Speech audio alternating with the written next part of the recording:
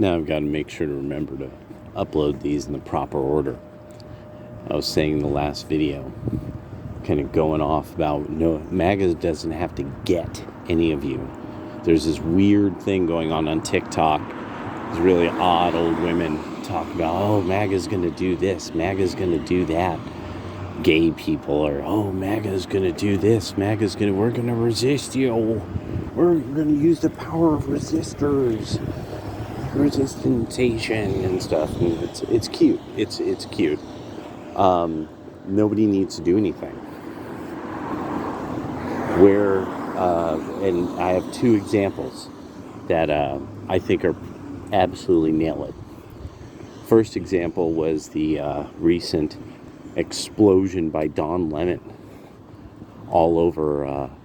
He was exploding. He was just going off on Elon Musk. I think he was on TikTok possibly, or he was on X when he was going off. And it was okay, it was funny. It not funny like he meant to be funny.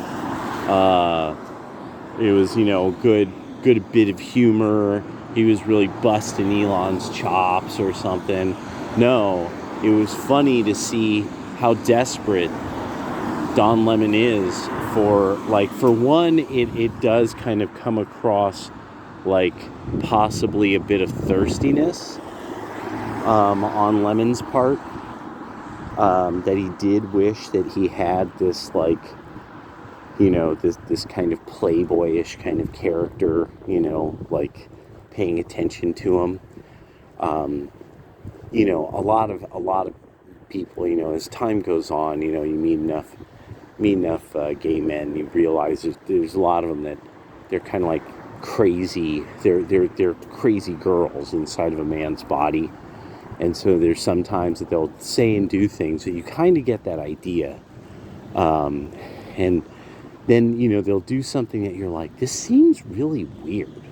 Like, why are you fixated? And then it's like, no. If he was a crazy girl, what would be the explanation for this? And then yes, of course, yes, because the full maturation of a man comes with fatherhood and taking care of his mate for her entire life. That's the true and full creator made it that way kind of way, and other things kind of men sort of stop at a certain age, sometimes for good reason.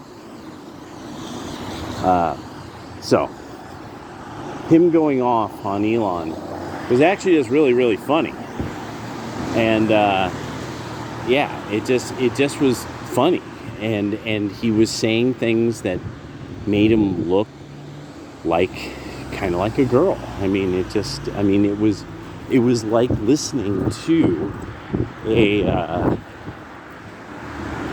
listening to something like somebody from the Whatever podcast or something. It's like listening to like a girl on TikTok complain about some guy who just, it was just really sad. It really showed that Don Lemon doesn't really have, he's never really been a very talented investigatory kind of reporter or anything like that. He's always been kind of an inoffensive character who reads the news, and then he would start more and more, he started offering his point of view as, because he can, because he's one of those special people who for some reason their point of view on things is always very important to know. You need their eye. For every guy needs their eye. That's what it is. People with those special qualities. So, and make them great thespians and newsreaders and fashionistas and other such. So, florists and things. We need florists. We need men who own men's stores, who know what you look good in. God, do we need that? You would think at this point, the present era of gay men would like start up stores so that men could dress like men, or businesses dress like a man. .com. You look like a man.com, just clothes for men so that they look like grown men, Anyway. See, it would be the same store, the same business as like whatever would sell clothes to lesbians. Let's just put it that way. But anyway, so that's an example. So that's like the cultural example. So that you got this guy who's supposed to be a big deal in reporting and newsing, and everybody wants to know what he has to say and think about things. And but then it turns out actually, oh shit, nobody really wants to know, and he can't kind of even give his fucking opinions away. And he thinks he's worth like multiple millions of dollars. So it is actually very much like a character from the Whatever podcast. But beyond that, you then have this issue that the death of blue on the capitals of the blue.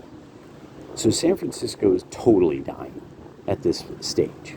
Oakland and San Francisco are absolutely fucking dying. What all of you on the left should be paying attention to, if you really want to pay attention to what is you're inevitably going to be dealing with this problem, it's like death. You will end up facing this.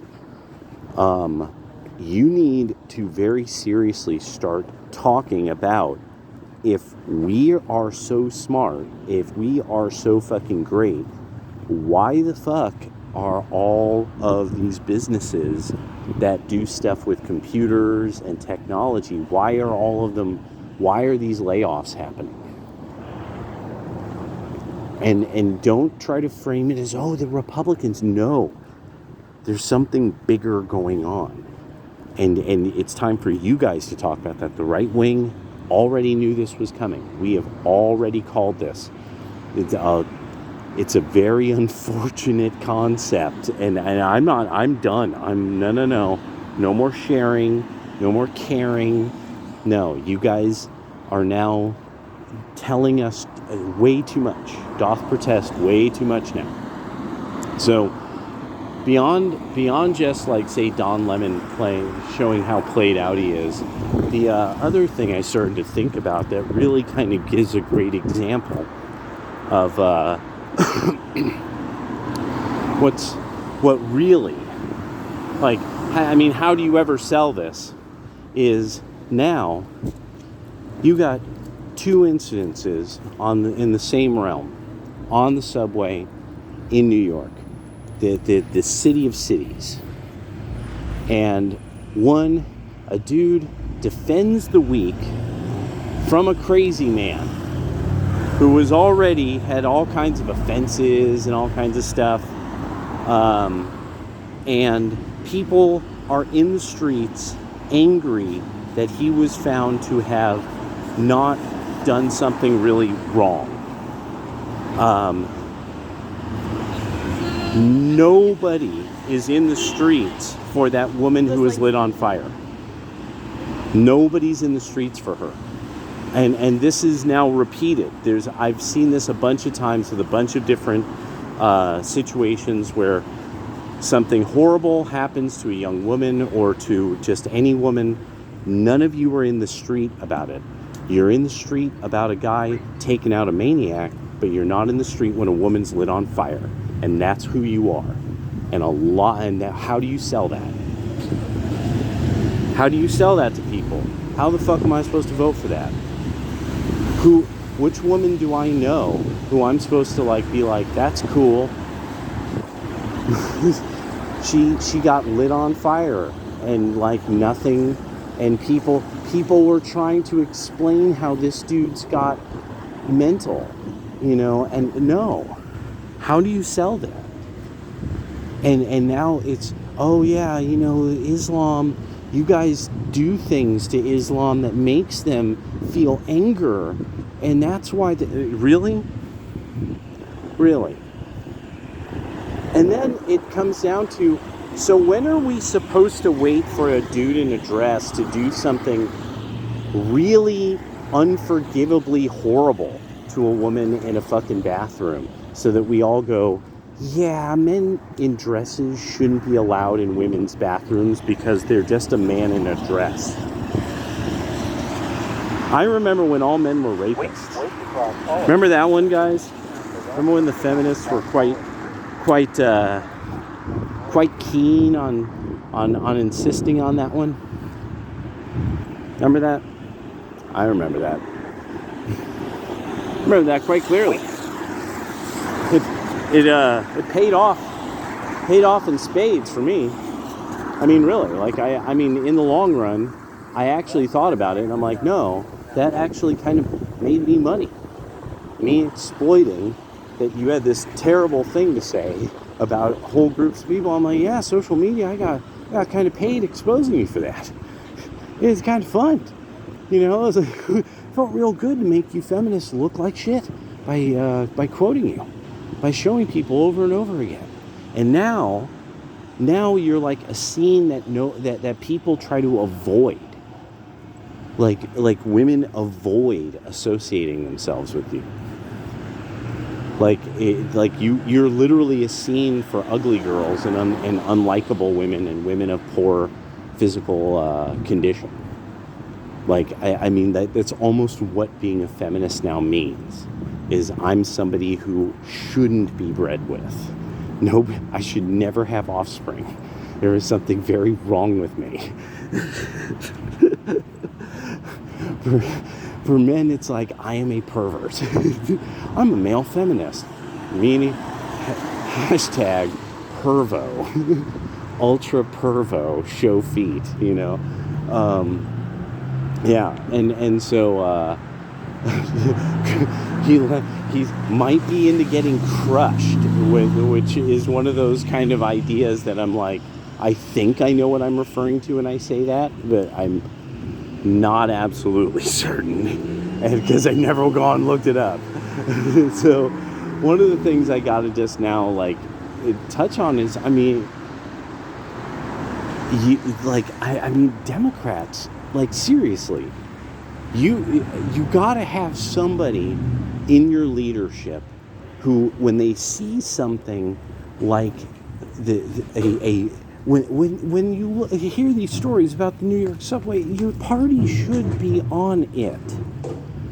They should have people, a whole team, ready to deal with, calling everybody, don't make a comment, don't say a word, you know. And I mean, because this is the thing with Marjorie Taylor Greene and the Republican Party.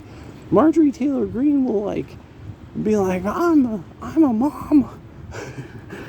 I'm an older white lady who's got money. And damn it, I'm going to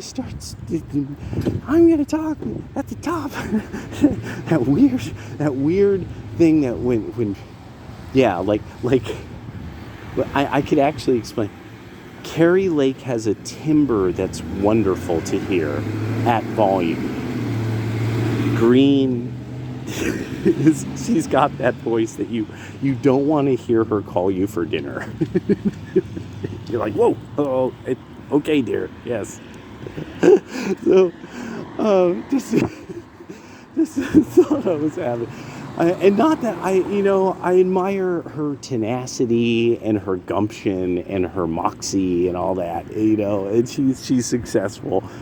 But that voice is something else.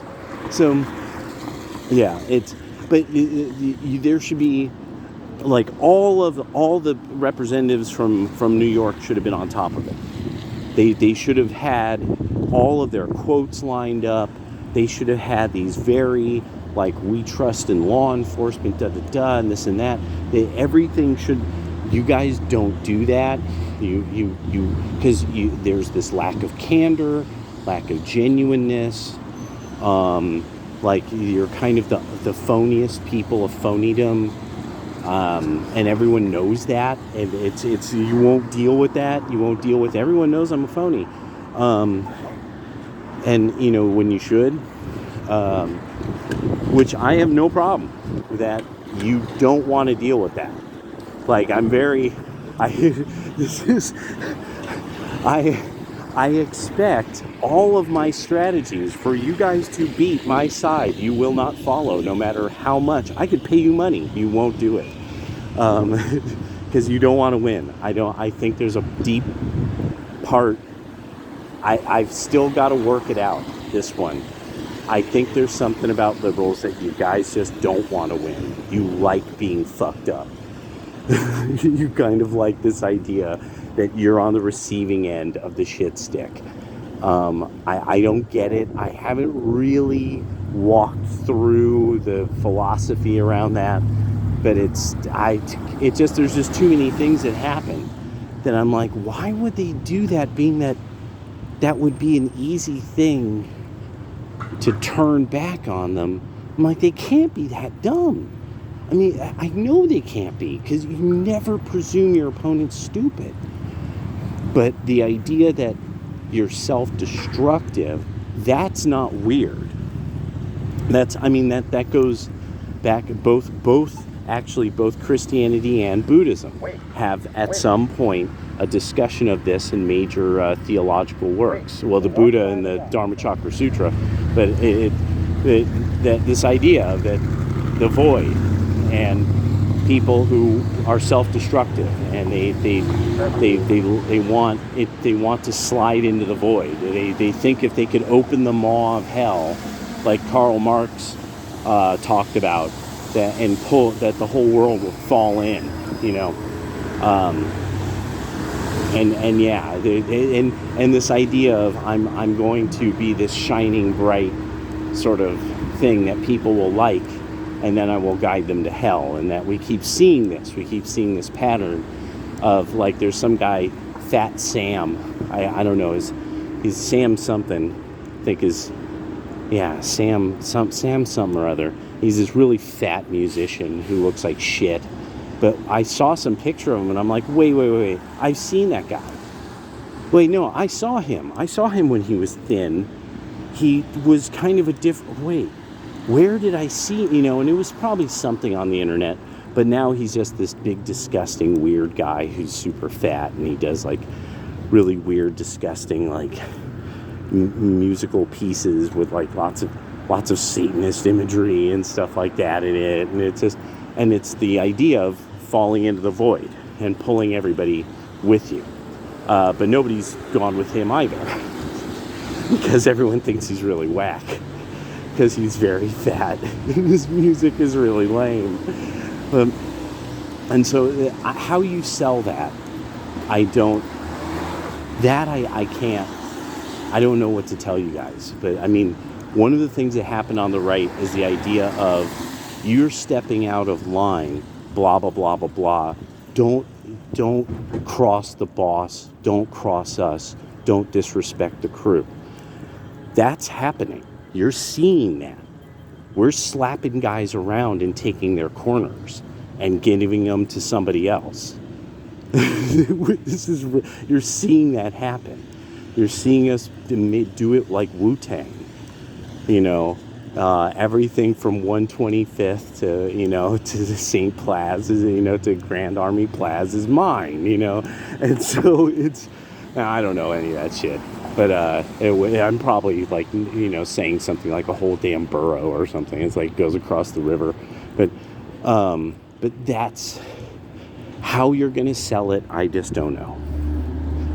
How you're going to sell, especially now, there is no how housing prices will be maintained, and not just housing prices. It's actually real estate prices generally, how they're going to be maintained in blue enclaves and blue states is, I mean, in red states it's already going to be difficult enough.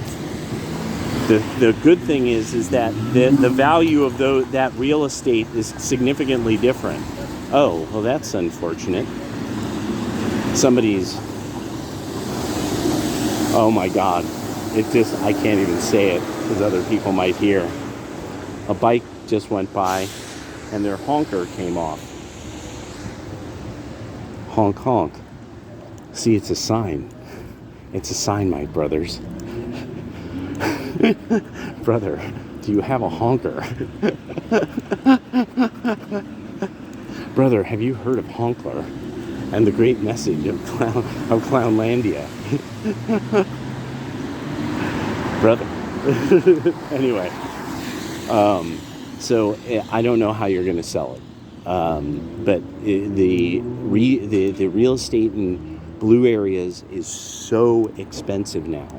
One, you guys will, there's no way at the present, at the layoffs you're seeing, there's not a way within the next 5 years. That takes years to hire that many people back and train them. It takes years. So they're not going to do, it's not going to happen. So for the next 4 to 5 years, you're not probably going to make enough money to buy a house in a blue enclave. No, the price is going to have to fall. Once the price falls, that's when everybody's going to be feeling, holding their balls. That's when it's going to be bad news bears. Because, say, Anna Kasparian, let's just say she paid $300,000. She didn't pay it all up front. She put some up, and then she's going to be paying off that, that $300,000, that mortgage, as the years go on. And so what's going to happen is this, though.